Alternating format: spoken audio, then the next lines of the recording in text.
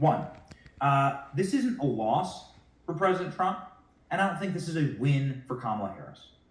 I think that, quite frankly, Donald Trump was expecting Joe Biden, or was expecting somebody who was just going to collapse. Kamala Harris didn't collapse, but she didn't do anything. She didn't say anything. All the zingers belong to Trump. All of the energy belonged to Trump.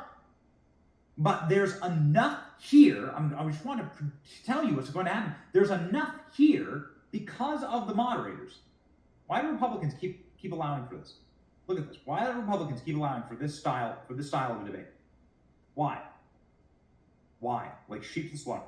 There's enough here for the corporate media to squeeze little driplets and droplets to keep Kamala alive for the next couple of weeks. I think they're going to probably need another debate, actually. I don't think it's going to really move the needle. I think that things will tighten up a little bit after this. I think it'll tighten a little.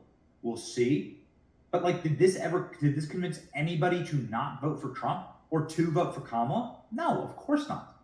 Kamala was rehearsed and inauthentic and naggy and cringy and nervous. You could hear her licking her lips. You hear her catching her breath. And you could hear her pausing quite a bit and repeating her talking points. None of it seemed authentic.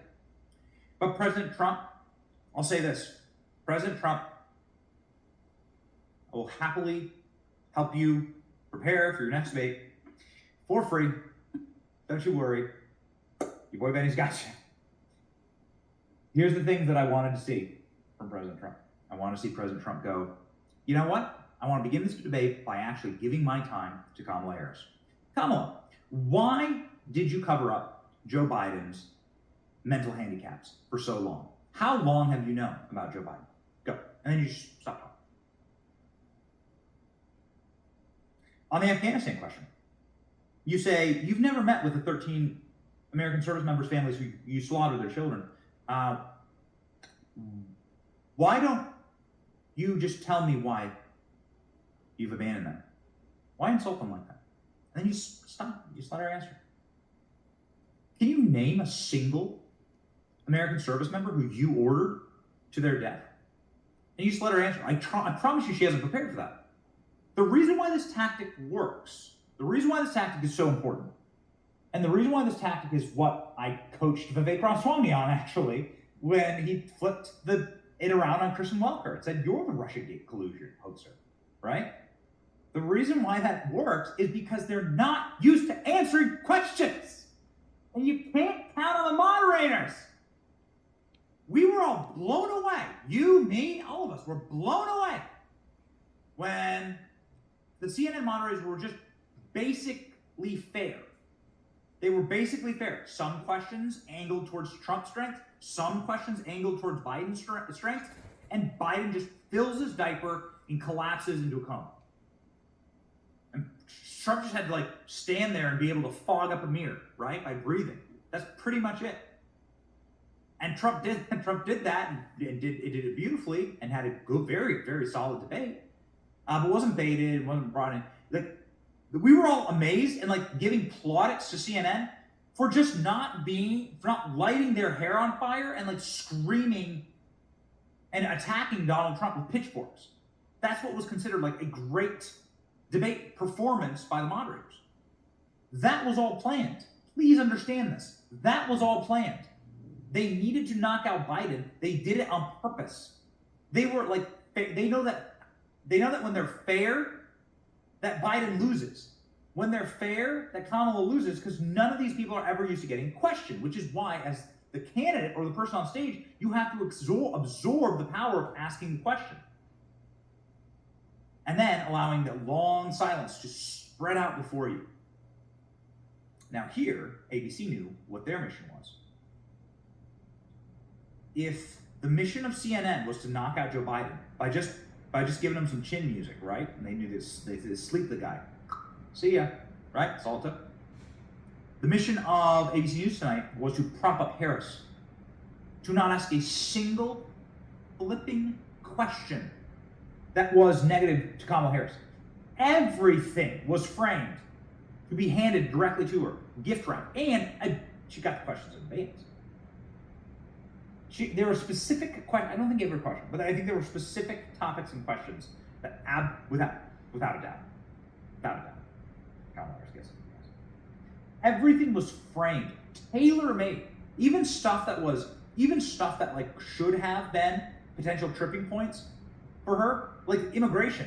Instead of immigration being like, why did you let in 10 million criminal aliens and people who are destroying towns in the Midwest, coast to coast?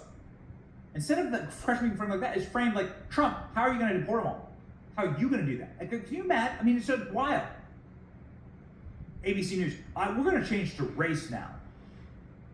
We would like to ask some questions about race.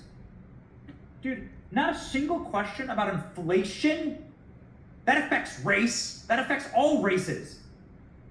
Maybe disproportionately affects the people who you're trying to pander to. So maybe you should ask that question. But is water under the bridge now? Water under the bridge. Because I'm sitting here and I'm thinking to myself, does it really matter? Will anyone even care? It is 11 p.m. It's 5 minutes to 11 p.m. Eastern Standard Time. Okay, well, here we go. And Polymarket has a time. Polymarket now has a time. They've had Trump up 5. They've had Trump up 2. They've had Kamala up 5. And now Polymarket has a tie. Kamala Harris has gained after this debate and tied it up. This was my prediction. Will Kamala debate Trump again? I don't think so. I don't know, but I don't think so. I'm not sure, but I will tell you this. We are in a fight for soul of the nation. People who we are running against are, I'm not saying this about all Democrats, I am saying this about the cabal of government bureaucrats, barnacleized and calcified inside of our systems. Those people are demonic. And we know this. You can feel spiritual energy, man. Those people, their sole goals are power and to keep that power in perpetuity. And they'll do anything. They'll destroy this place before they give up power. There's only one way to actually get them out. And that'll be to elect somebody like President Trump. And that is a huge existential threat to you and your children. And so we've got to fight. We cannot make mistakes. And we must seize opportunities. And so that is what I want to see. I want to see us seizing these opportunities. I hope there are more debates. I think, again, this is a draw. But the corporate media is going to squeeze blood from a stone here and try and say that Kamala Harris had a victory. Yeah. Don't be complacent. Do not be complacent, ladies and gentlemen. Joining us right now